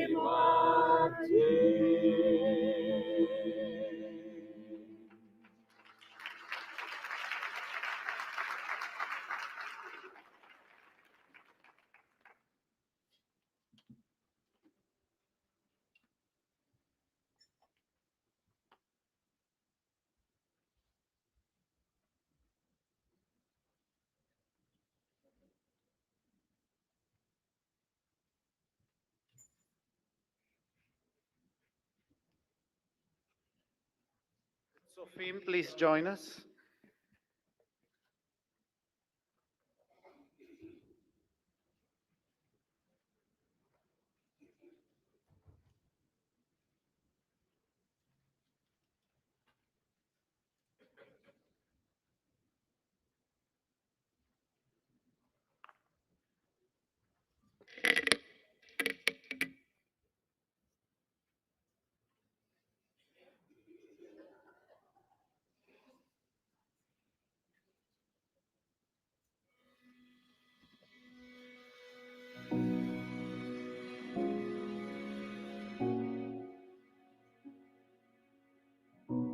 אוי ילד עבר זמן, נסעת לחפש רחוק מכאן, ואני מחכה לך. אוי ילד שלי בעולם, ציפור אדם כמו כולם, מחפש את האופק. כל מטוס שטס בשמיים, כל כוכב מאיר בעיניים, מזכיר לי אותך, נהיה לי לפני הגשם, צרצרים בשעות הערב, תמיד יחכו לך,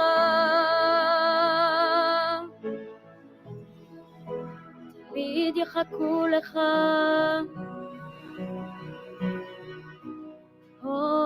ילד ששקט. אני יושבת במרפסת, לנגן מנגינות געגוע. ילד תשתדל להגיע לכאן מהר, ככה אני מבקשת בשקט. כל מטוס שטס בשמיים, כל כוכב מאיר בעיניים, מזכיר לי אותך, נרניאל לי לפני הגשם, צרצרים בשעות הערב, תמיד יחכו לך,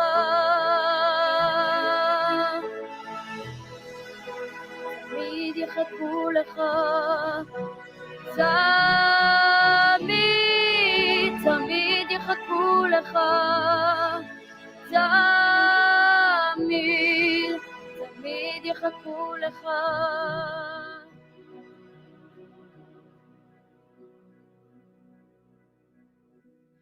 או ילד, או ילדה, הסיפור שלנו השתנה. תסתכלו לשמיים,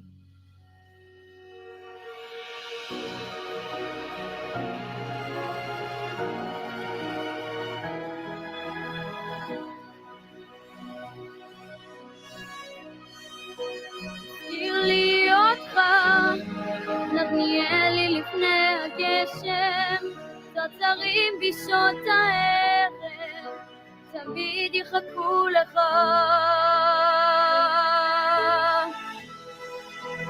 תמיד יחכו לך, תמיד, תמיד יחכו לך, תמיד, תמיד יחכו לך.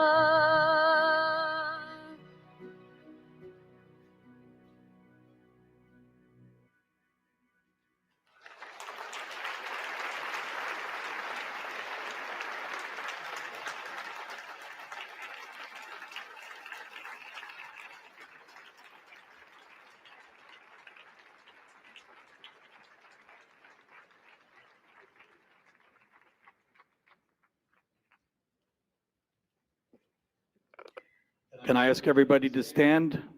We have a Yizkor, a communal Yizkor. Please stand and please light your light. And we will all read responsively.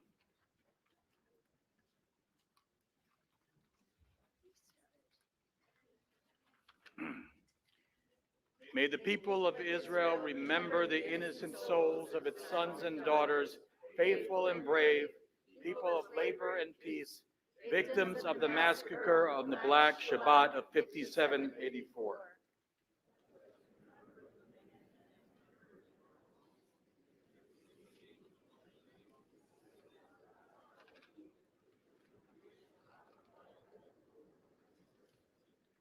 The mother, gathering the last of her strength to hold the iron door handle tight to protect her family from the evil on the other side.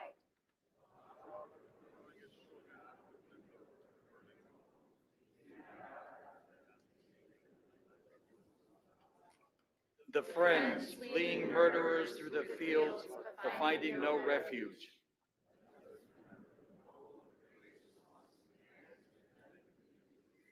The warriors, women and men from local security teams who remained vigilant and confronted the enemy with meager weapons, fighting for their lives.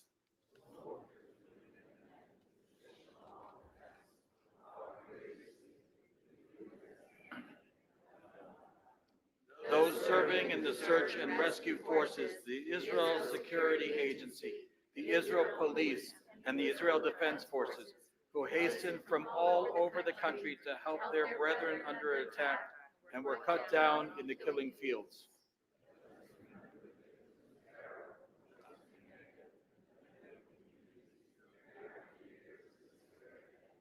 all the inhabitants of the frontier, citizens and soldiers, foreigners, immigrants, and residents, whose bodies served as our border.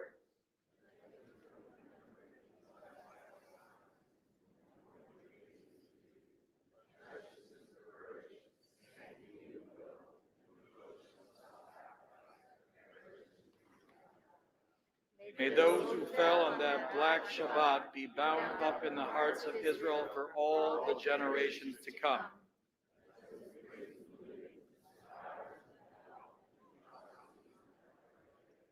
Let us embrace the hostages, women and men who are being held prisoner in the underbelly of Gaza, as well as the missing whose fate is yet unknown.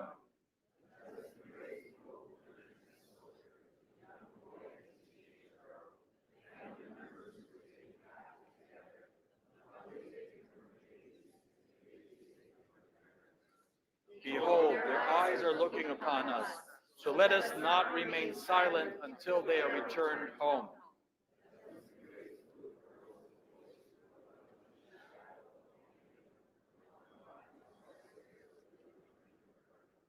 The wounded of both body and spirit,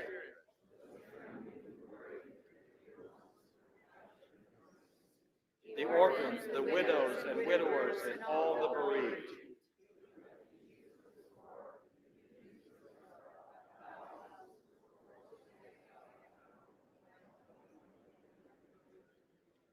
Let our mourning not go silent and not be comforted, and not fade away until Israel returns and redeems its plundered land and dwells upon it safely and in peace for all the generations to come. Amen. And let's stay standing as we do El Malei Rachamim.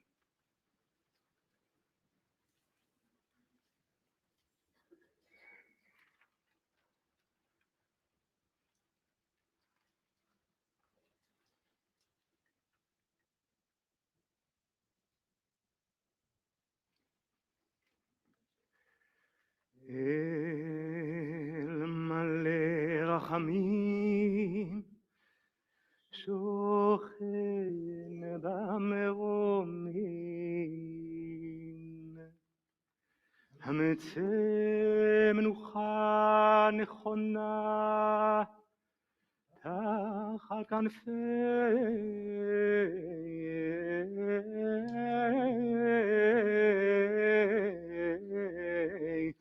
השכינה.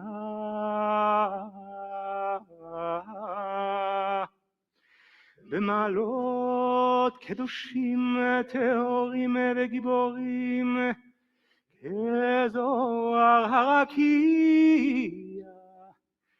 מהירים ומזהירים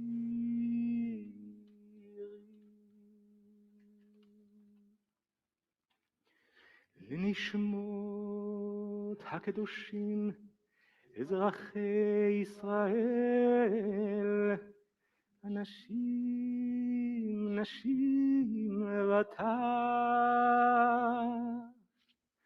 שנהרגו, שנרצחו, שנשרפו, שנטבחו בידי מרצחי המחבלים בני העוולה,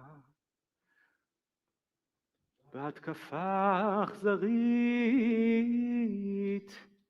על יישובי מדינת ישראל, בערי שדרות, כפר עזה, נחל עוז, רעים, נירים, מגן סופה, ניר יצחק, ניר עוז, כרם שלום,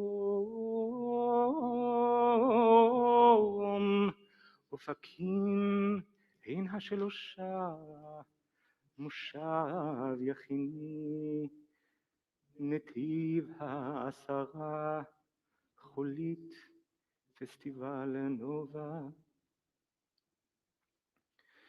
ולנשמות חיילי צבא ההגנה לישראל, שוטרי משטרת ישראל ואנשי כוחות הביטחון שמסרו נפשם על קדושת השם ונפלו מות גיבורים בקרבות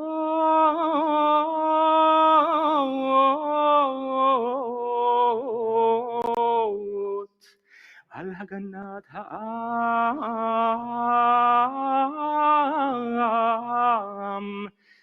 והארץ.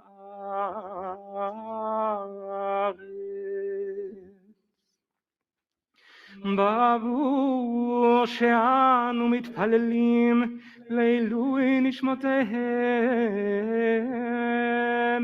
לגן עדן תהיה מנוחתם, לכן בעל הרחמים יסתירם בסתר כנפיו לעולמים,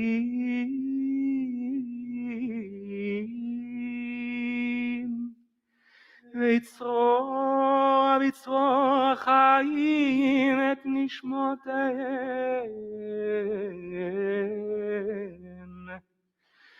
אדוני הוא נחלתם, וינוחו בשלום על משכבותם, ונאמר אמן.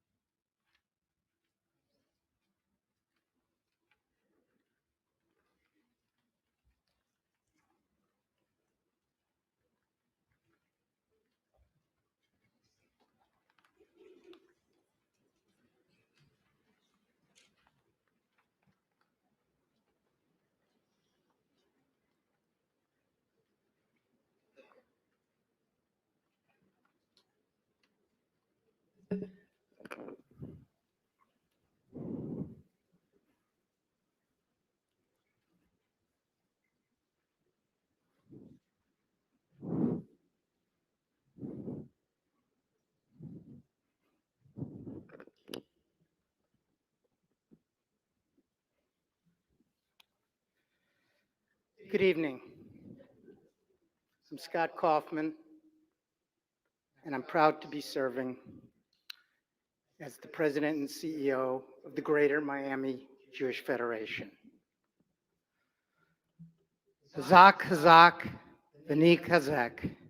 Be strong, and we will be strengthened. Since the devastation of October 7th, and through the many hateful responses in the days that followed, much of the world has shown us their worst. But Jewish Miami responded by showing the world our best.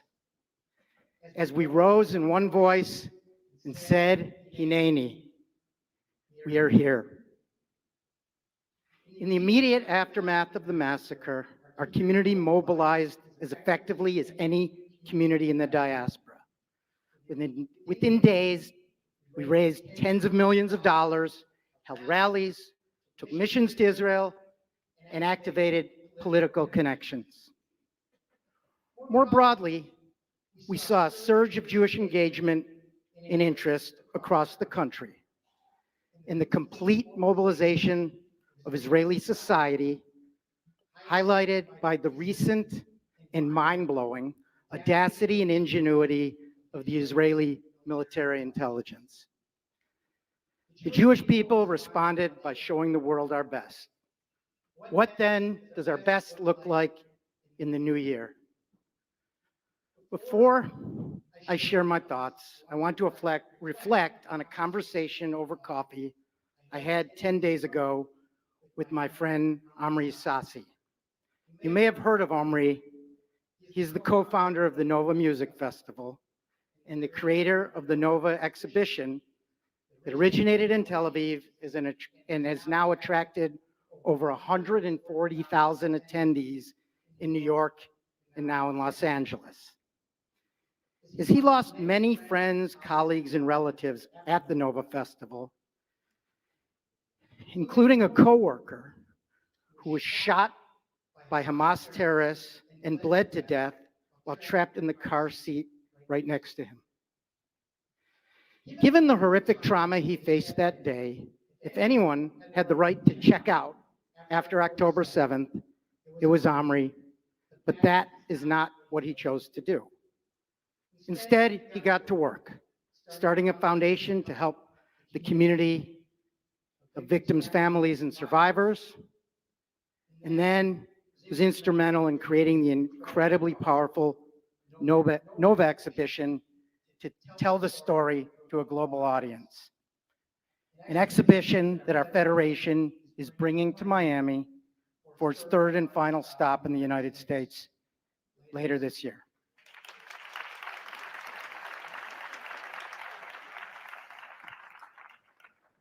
Omri told me every day is a struggle. He often feels trapped in an unending loop of reliving that horrible day. But his work with the foundation and the traveling exhibition gives him an outlet to convert his pain into healing and impact. So that night, inspired by Omri's response to the tragedy, I thought about two things which I think rise to the top of our collective to-do list to best support Israel here in our own community right now. First, let us make sure that every young Jew in our community receives the tools, knowledge, and support to arrive on college campuses as confident, engaged, educated, and proud Jews, equipped to articulate arguments and influence their peers. While there's not a single magic bullet program that will magically transform every teen, our youth groups, JCCs, synagogues, camps, day schools, federation, and our SAGE department each provide important opportunities. And for a strong Jewish future, we must now connect the dots and make it order of magnitude easier for more young Jews to do more Jewish more often here in Miami. Speaking of young people, much of the news coming out of campuses across North America is dismal, but South Florida is an exception.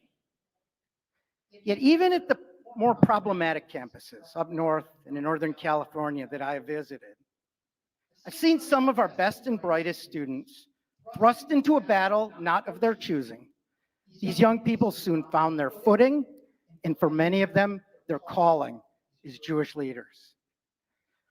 Our second task is that in the face of record levels of anti-Semitism in the United States, we cannot retreat. We must redouble our efforts to speak out when we see double standards and to engage more deeply with leadership and influencers across our community.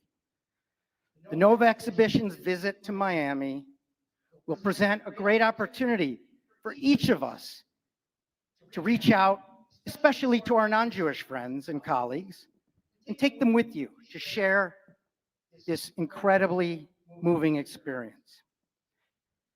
As a newcomer to this community, but someone who has been active in national Jewish leadership for a quarter century, I'm extremely confident in Jewish Miami's ability to continue to meet the moment. This is an extraordinary Jewish community, the likes of which I have not seen anywhere.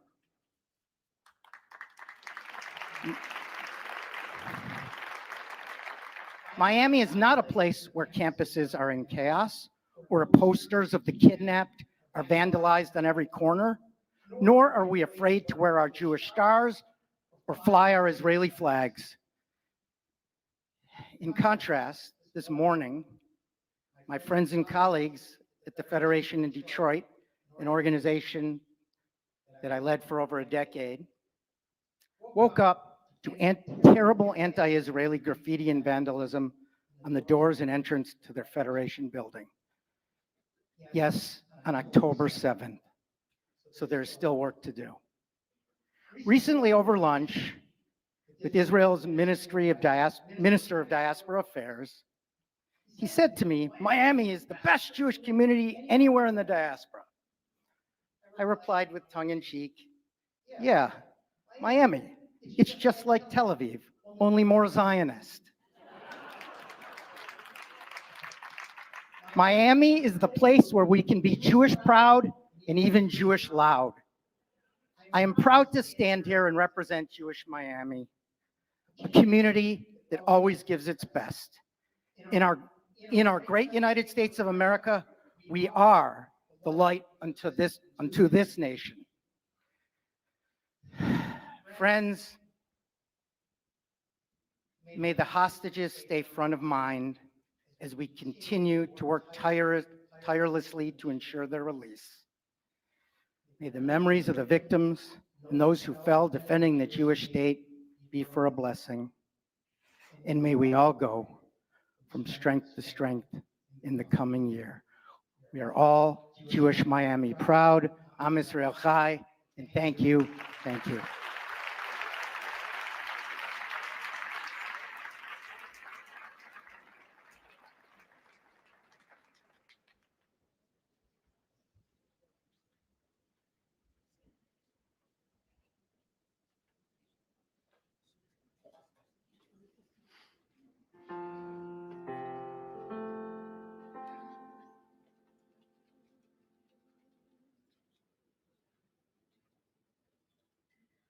Oh, say shalom bimromav, Huya say shalom aleinu, ve'al kol Yisrael, ve'imru amen.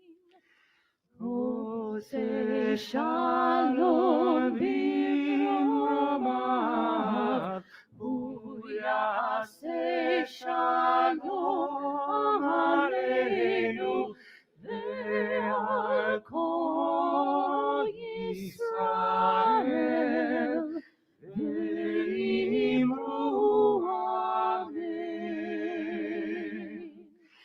Oh, say shalom bimromav, Huya say shalom aleinu, ve'al kol Yisrael, ve'imru amen. Oh, say shalom bimromav, Huya say shalom aleinu, ve'al kol Yisrael, ve'imru amen.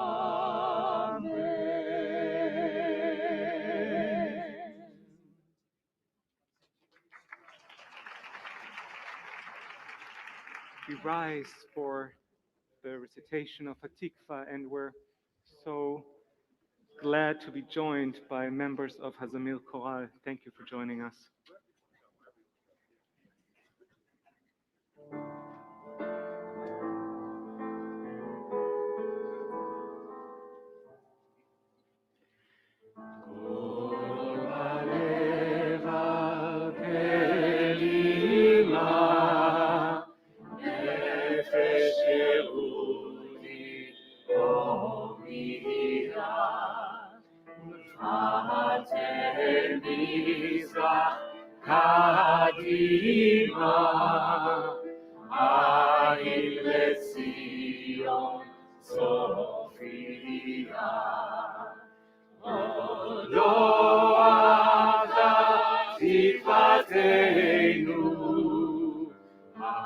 התקווה בת שנות 2000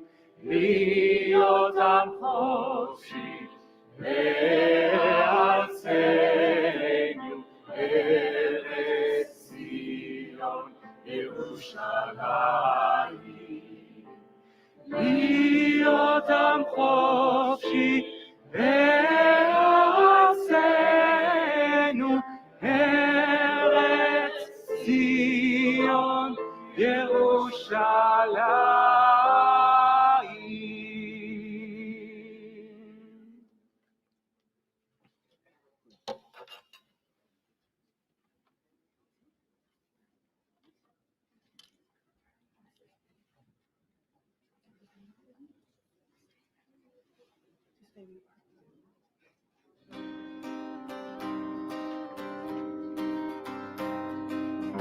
בקרוב תזרח השמש, לימים יפים מאלה, הלב נמחר בדאגות.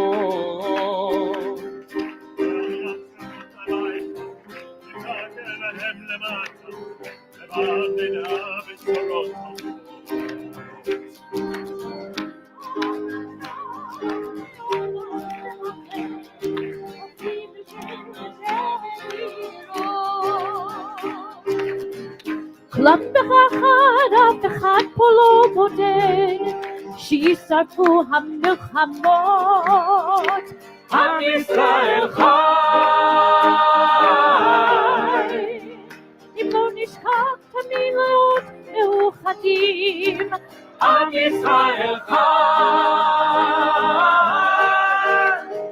בעליות, בירידות, גם בשעות הכי קשות, הקדוש ברוך הוא שומר עלינו, אז מי יכול עלינו? כי אין לנו עוד מדינה, נעשה שלום בינינו, שמור על ילדינו, כי לא עבדה האמונה.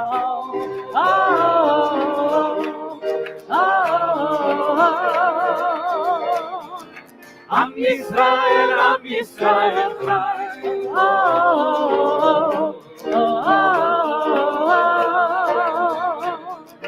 עם ישראל חי. ההוציא את חלתנו, לא תיפול חרבנו, מסביב ברזל של חרבות.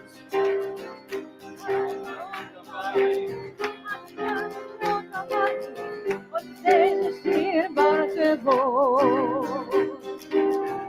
שם ביחד אף לא תלונק, שישחקו מלחמות. כולם ביחד, אף אחד פה לא בודד, שישרפו המלחמות. עם ישראל חי. אם נשכח תמיד להיות מאוחדים. עם ישראל חי. בעליות, בירידות, גם בשעות הכי קשות, הקדוש ברוך הוא שומר עלינו, אז מי יכול עלינו? כי אין לנו עוד מדינה, תעשה שלום בינינו, שמור על ילדינו, כי לא עבדה האמונה. אומר עלינו, אז מי יכול עלינו? כי אין לנו עוד מדינה, תעשה שלום בינינו, שמור על ילדינו, כי לא עבדה האמונה.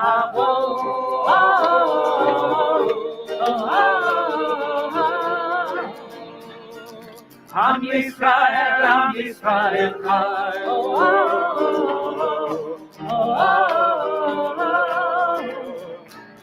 כי עם ישראל, עם ישראל חי.